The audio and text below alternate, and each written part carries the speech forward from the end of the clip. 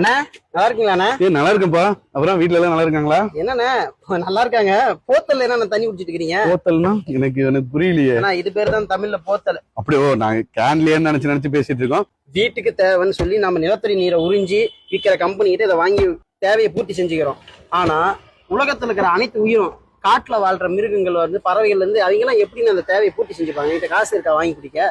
கஷ்டம்தான்ப்பா. இல்லப்பா, நானும் இதை யோசிச்சிருக்கேன். ஆனா அதுக்கு என்ன தீர்வுன்னே தெரியல. என்னதான் பண்ண முடியும் நம்ம? ஆனா இதுக்கு எல்லாத்துக்குமான தீர்வு நாம் தமிழ் கட்சிக்கு மட்டும்தான் இருக்கு. நீர் மேலாண்மை கொள்கைன்னு இங்க ஒரு கொள்கை வச்சிருக்காங்க.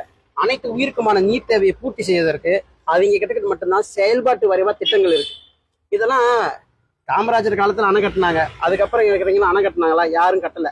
இது இவ்வளவு காலம் கழிச்சு இந்த மண்ணின் மகன் தான் திருப்பி அதை பேசுறாரு. நீங்க பண்ண வேண்டியது ஒன்னே ஒண்ணு தானே. நாம் தமிழ் கட்சிக்கு விவசாய சின்னத்துக்கு வாக்கு செலுத்திட்டு வீட்டுல உட்காருங்க. இந்த கேனை நீங்க இனிமேல் தூக்க வேண்டிய, எங்க தமிழ்ல சொல்லணும்னா அது போத்தல். உங்களுக்கு புரியுங்கிறதுனால கேனன்னு சொல்றேன். கேனை தூக்க வேண்டிய கட்டாயம் உங்களுக்கு வராது. கண்டிப்பா நான் இந்த தடவை கண்டிப்பா நாங்க எல்லாருமே வீட்டுல இருக்கவங்க எல்லாருமே நாம் தமிழருக்கு ஓட்டு போடுறோம்ப்பா. ஏன்னா நான் லாஸ்ட் டைம் பார்க்கும்போது கூட ஏதோ நீர்கள் மாநாடோ கடல்கள் மாநாடோ அதெல்லாம் நீங்க நடத்திட்டு இருந்தீங்க. ரொம்ப பெருமையா இருந்துச்சு. கண்டிப்பா இந்த தடவை என்னோட வீட்டுல இருக்க ஓட்டு எல்லாமே போடுறோம். மரத்துக்கு மட்டும் இல்லைன்னா, நீருக்கு மட்டும் இல்லைன்னா, கடல் அம்மாவுக்கு மட்டும் இல்லைன்னா, இப்ப நாங்க மாற்றத்துக்கும் ஒரு மாநாடு போடுறோம். மாற்றத்தை மக்களின் மாநாடு. என்னைக்கு அது? வர பிப்ரவரி 21. இப்ப நீங்க மாறுறன்னு உங்க மனசுல விதையை விதைச்சிட்டீங்கல்ல, அந்த விதையை கொண்டு வந்து அங்க கொட்டுங்க. அண்ணன் பார்த்து பாரு மாற்றத்தை. எப்படி வருது எங்களுக்கு? ஏன்னா எல்லாருமே இங்க இருந்து ஒன்னா போற மாதிரி போறீங்களா இல்ல எப்படிங்கறத சொன்னீங்கன்னா நாங்க எல்லாருமே வீட்டுல இருக்கவங்க மேற்கு தொகுதியில இருந்து நாங்க பேருந்து தயார் செய்யறோம். அப்படியே வருவோம். இப்ப எல்லாமே இது தன்னெழுச்சியா கூடுற கூட்டம்.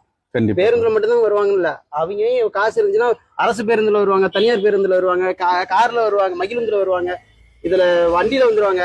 நாங்க அவ்வளவு சிரமம் தர மாட்டோம். நீங்க வரேன்னு சொன்னீங்கன்னா நாங்க பேருந்து தயார் பண்ணி உங்களை கூட்டிட்டே போயிருவோம். பத்திரமா கூட்டிட்டு வந்து விடுவோம். விஜய் கூட்டத்துல பண்ண மாதிரி பண்ண மாட்டோம். அந்த உத்தரவாதம் போது கண்டிப்பா என் மனைவிட்டு சொல்றேன். என் குழந்தைங்களோட நாங்க வரோம். சரிங்க? நன்றிப்பா. நன்றி.